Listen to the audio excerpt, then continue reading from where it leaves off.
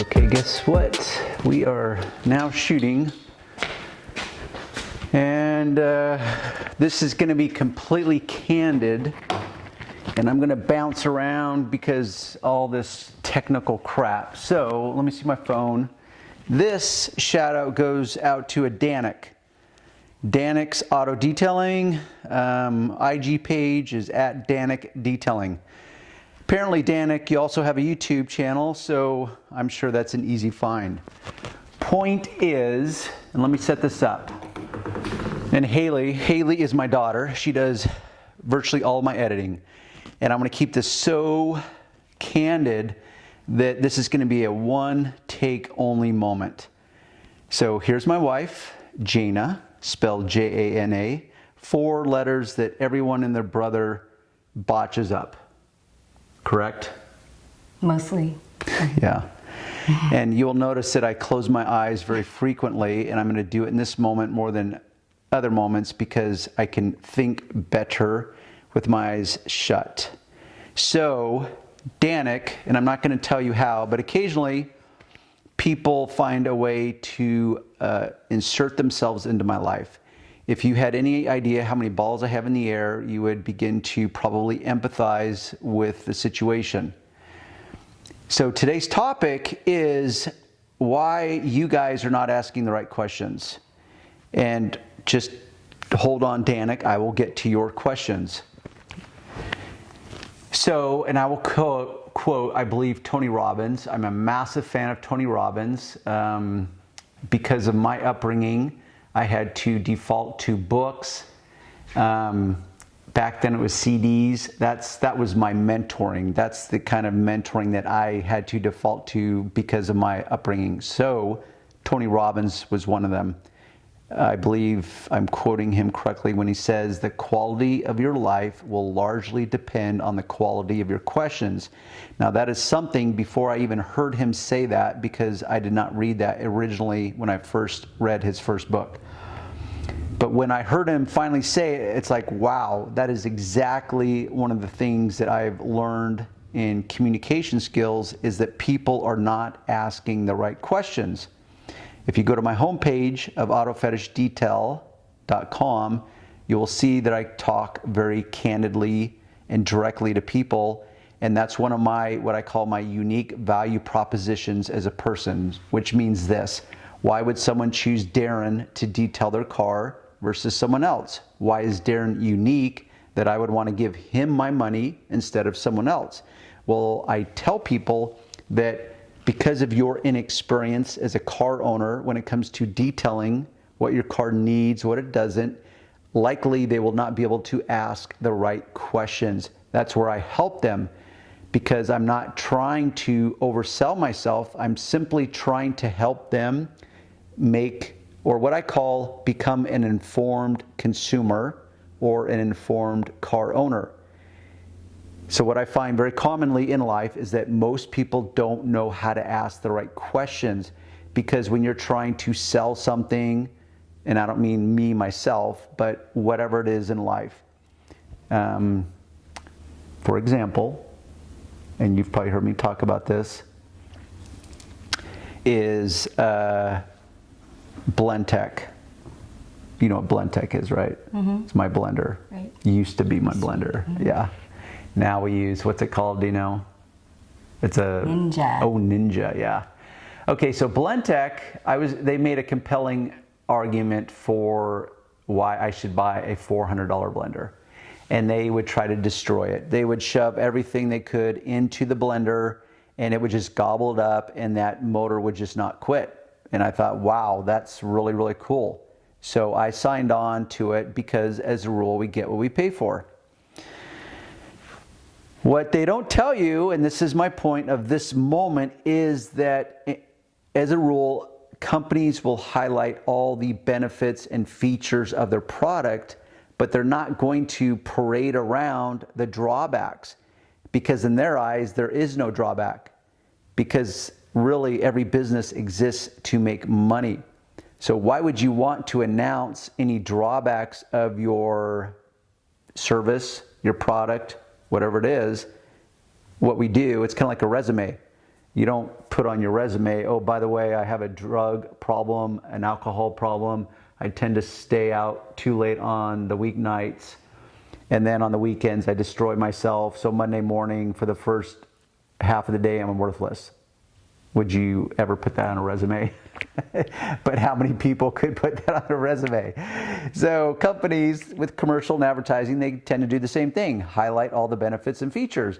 So with the Blendtec moment, they highlighted all the benefits and features. It's this indestructible motor, and I signed on. Well, then after about a year and a half, the container, whatever you call that contraption that the blender with the blades, it seized up on me. And it's just like, oh, what's going on? And I could tell the way it sounded that something was going on. And I realized that no longer was it spinning smoothly and the sealed bearings were seizing up. It's like, oh, dope. I guess I get to buy a new container. Well, that new container is $70. I think the Ninja was something like $70, and it works pretty darn good. Would you agree? Yeah. So that's the point I'm trying to illustrate, is that often companies will get you to become hyper focused on the features and the benefits, but because of my inexperience, I didn't think to ask, like, oh wait, by the way, is there a guarantee or a warranty? Or what about the actual container? How long will that last? Because you just highlighted this exceptional motor and how it's virtually indestructible, but I didn't know I was going to be buying a new container every year and a half to 2 years. And that container itself is the cost of a new blender. Point is Danik reached out and he asked a question that is becoming more and more frequent. So I thought, okay, how do I maximize my time? I'll create a video, make it very candid. We just got home from the gym. I'm tired.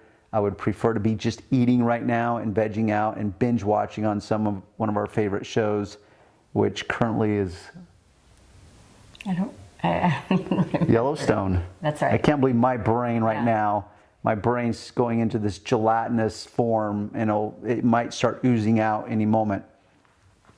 So with that said, so I can keep my eyes shut and kind of, let me just check. You see that first question, honey? Yes. You know what's funny on that last video? How many people took offense, for lack of a better word, because I call you babe? Did you notice that?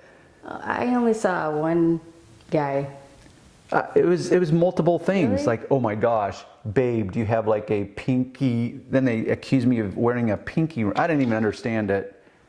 That's a problem with social media. It's like the cesspool of society, and you just get all it dredges up all these, let's call them unsavory peoples. Anyhow, so Danik, ceramic coating, specifically coating for the leather. What's his first question? Okay. He asks, by how long will the ceramic application extend the brand new condition of leather? Okay, before I answer that, let me give a little more context to the moment. He's reaching out. He told me, you know, you could go to the first. What did he say first? You're a man of magic words. Thank you. It solved my problem. Oh, okay. So who wouldn't like to get that text, right? I'm a man of magic words. Unfortunately, A lot of words. Rah, rah. I know. Despite the conclusions that people can come to, it's not about that Darren just loves the sound of my voice. Ironically, I actually don't like the sound of my voice. When I hear the sound of my voice on recordings, I cringe inside. So what it really is, it's a byproduct of my own personal frustrations in life and the inability, and I'll come full circle in this moment, the inability on my part to ask the right questions. And through experience, I have learned that most experts, they will not teach me as a novice or as a beginner the right questions to ask so that I can get the results that I want or make an informed or a fully informed decision. That's why I speak so much, where it's like, I want you guys to hopefully avoid a lot of those pitfalls. So he writes that, and so I have to respond to him. What do I say? Cool, just wish I had kept the original text so I knew what subject I was magical with. Yeah, because I get bombarded with endless texts, endless requests. So therefore, it's like, okay, dope. I don't know how I was magical. Glad I could be magical in this moment. That's an exception. So he writes, oh, actually, it looks like he literally copied the original text. Sent you a link. Well, but what about this part here? So this is now his response. Okay, so just to clarify, I'm now telling Danik, it's like, okay, great, cool, glad I could be magical, except I don't know the context. Because I'm in communication with so many people, perhaps you can enlighten me as to what I was magical about. So what he did is he had saved the original text. He copied my response to him. Okay. So why don't you read that for us? He said, got your message about... So this is me speaking to him. Yes. The Meg's Express Wax. You could follow up with a quick detailer to even out the finish, or switch to my real go-to spray wax in the sun, CSI Q7 wax. Read this page and see what you think about the Q7 wax. And then you sent a link. Okay. That was the text. And he said, I have another question. What is your opinion, POV, on leather ceramic coating? Do you know what POV stands for? Point of view? Yeah.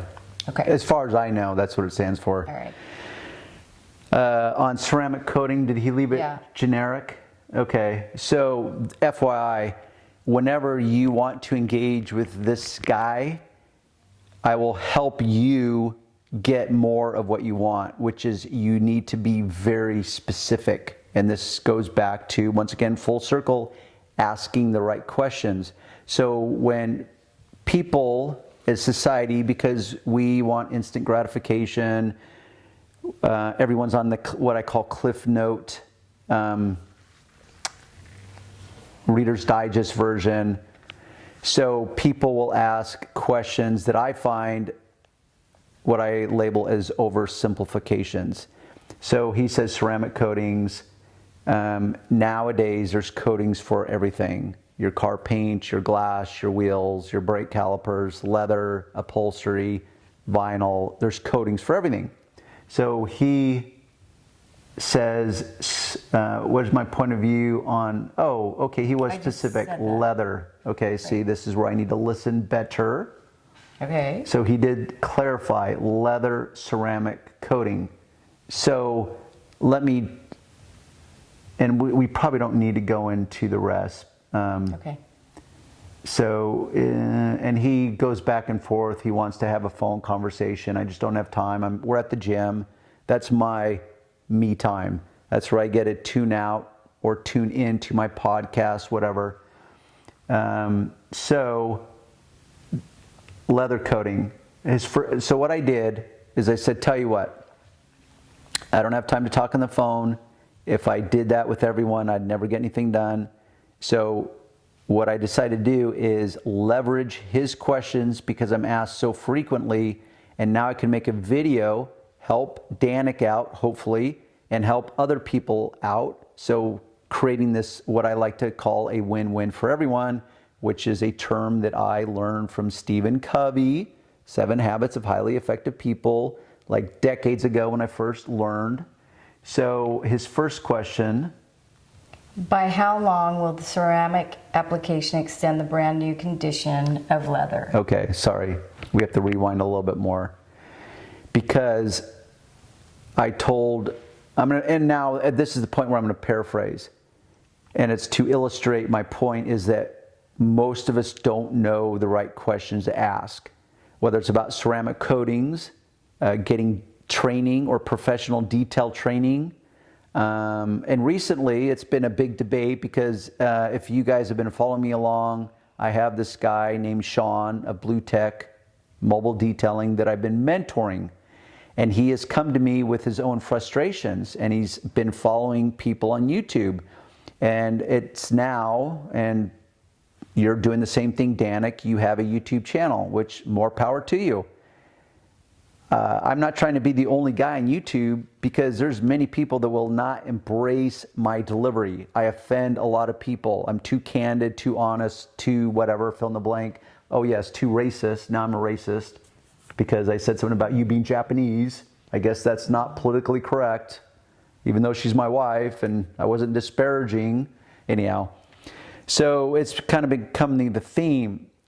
So one of the themes lately is these, what I call now, this is my term, is YouTube detailers. Guys that have learned how to talk the talk, but have never walked the walk. There is a difference.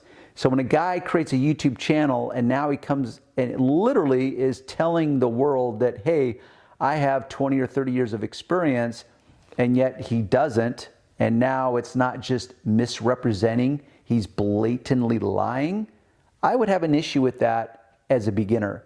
Yes, I have an issue with it just based on integrity as an individual, but as a beginner, it would piss me off. And Sean was very aggravated because I had to pull back the curtains and say, hey, Sean, by the way, that dude you follow on YouTube, he's not an actual detailer.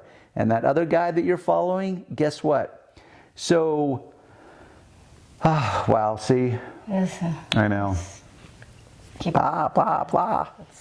So, but the context is that Danik is now asking me my thoughts. So now what I'm doing is, in that text, is I'm throwing it back onto his shoulders and say, okay, Danik, what's your real question? Like when you say, is it worth having it done? What does it mean by worth? Or is it good to have it done? Should I have it done? I didn't even know he was a detailer at the moment. I actually thought he was just a car owner. And I said, but what's the guarantee? Meaning, what questions are you asking, or what questions do you want to know in order to ask? So now we can go to his first question. Okay. Which please repeat again for me. By how long will the ceramic application extend the brand new condition of leather? So right there, despite how specific you were, Danik, and he was good. He labeled it out. Mm-hmm. Very good. Thumbs up on that. It's still an ambiguous question. For example, how will the leather ceramic create, oh no, sorry, that's the next one. By how long will it extend the application of the brand new condition of the leather? Okay, that's where I would have to say, well, define brand new. Like, what does that mean to you? What I've found, this is my basic response when people ask me this, Darren, what's your thoughts on ceramic coatings? Well, my basic answer is that they have a place in the industry. What I've found is that between the ceramic coating manufacturers and the installers, as in detailers, they don't enlighten the consumer enough so that the consumer can make a truly informed decision. Once again, they highlight all the benefits and the features, but unfortunately, Johnny customer goes away and thinks that now he's got this bulletproof shield on his car or his leather or whatever. And that's where I want guys to clarify for their customers, is like, hey, just so you know the limitations, here's all the benefits, there's always trade-offs, here's the limitations. In fact, someone on one of the Facebook groups, and I wish I could give credit to him, said, you do a ceramic coating and that customer owns you for the next 5 years. Which is a very valid point, because if you've got a neurotic OCD customer and you put a ceramic coating on his car, every single time something happens to it that is unwanted, he's going to be calling you up and say, hey dude, what's up with the coating, man? I've got water spots. I'm seeing some swirl marks. I'm seeing some wash scratch. So that's my big problem. So when you say new, how long will it retain that new leather look? It's like, well, for some people, we'll accept that new leather is going to age. It gets what I call normal creases in the leather. So on the seat, because the driver's constantly sitting in it, you're going to get some permanent creases in the leather that is normal. So if you are asking if the coating will prevent that from happening, I would be very skeptical if a coating company could say, no, that won't happen. But that's where, when I'm talking with my own customers, I dig in and I clarify what they mean. Because at the end of my detail, I don't want them to come at me with questions that it's just like, oh, I thought you understood that that's normal. It's like, well, that's not normal to me. You said it's going to retain my new leather look for 2 years or 5 years or whatever it is. It's like, well, let's define what new car leather look looks like. Is it going to still wrinkle up like any leather will be unless you refuse to use it? Will it prevent it from abrading like most people as they get into a car, they slide their butt or their back across the edge and it will literally just wear that finish right off the leather. So will the coating prevent that? See, these are questions that most car owners are not going to ask. So that's, are they asking the right questions? You know, you have to, yeah. Why don't you go ahead with the second question? Okay. How will leather ceramic create a win-win situation between a maintenance client and me as a detailer? That's a tough question. It depends on how you present it to your customer. It depends on their understanding. It depends on what when I say understanding, meaning how was it approached? Did the customer come to you and say, hey, I heard about this ceramic coating. I heard you can put it on leather. It sounds compelling to me. How much would it cost? What is it going to do for my leather? So as a detailer, if someone came to me, I would say, oh yeah, I can put a coating. It's made for your leather. It will reduce staining. It will prevent fill in the blank, because every coating company is different. They're all going to have different warranties. They're all going to make different claims, different lengths of time. So without knowing the exact coating that I was trying to sell them on, I wouldn't know how to answer that question specifically. But how to create a win-win, that's really up to you, and I will say your integrity as to what coating you're applying and what the claims are of the manufacturer. Staining, wear and tear, what exactly is it? You know, fading, is it going to prevent fading? Abrasions, what type of abrasions? How do you define abrasions? So the win-win would be, hey, by the way, the simple answer is your leather, it will have an additional layer of protection on it. It will prevent from staining, coffee spills. Is it light leather, dark leather? You know, those types of things. For example, I would question like how big the person is. If it's a big fat dude, and yes, someone's going to despair, you know, give me a rash for calling someone big fat dude. But guess what? Big fat dudes exist in life, right? Big fat dudes tend to have a little more difficulty getting into their car, and they will slide their body real estate across the seat more frequently than, say, a really, really skinny dude. So these are the kind of questions that I would be assessing from my customer who's asking me the benefits. Why should I spend whatever X amount of dollars, have you apply this coating to the leather? Never mind the wheels or the paint or the glass. So creating a win-win to me is about understanding what the customer considers a win. The only way you're going to do that is by getting in their head, digging in for them, and prying the information out of them with questions to your customers. Okay, Johnny, customer, what is a win for you? And I don't say that to them, but I find out what represents a win for them, and I find out what their understanding is. So how much do they understand about coatings? What have I told them? What have they heard? What are their expectations, which is where I go into managing their expectations. So once again, the quality of the exchange, the quality of your life, the experience will largely be dependent on the questions you ask of your customer, because they won't know the right questions to ask, because I don't want them to be disappointed, and I certainly don't want to be owned by them for the next 5 years or whatever. hopefully that answered his question. And Okay. what's the next one? How much easier will the coated leather be to clean? It should be a lot easier. And people often ask me, okay, Darren, would you put it in your own car? Well, because I'm very meticulous, hyper-vigilant with my own car, my simple rule is that I don't allow anything into the car that I know I can't clean out of the car.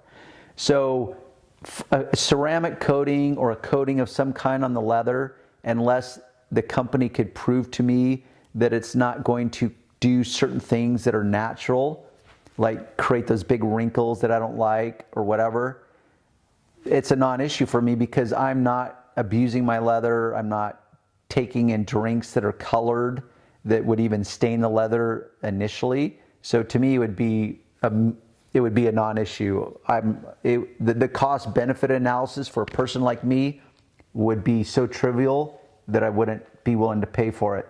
But that's where you would have to ask your customer, how do you treat your car?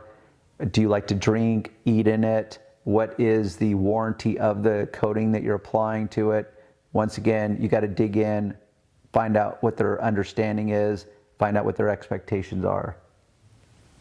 Okay. So I think those are the questions. Those are the main ones? Uh-huh. Okay. And he wants, you to do a shout out.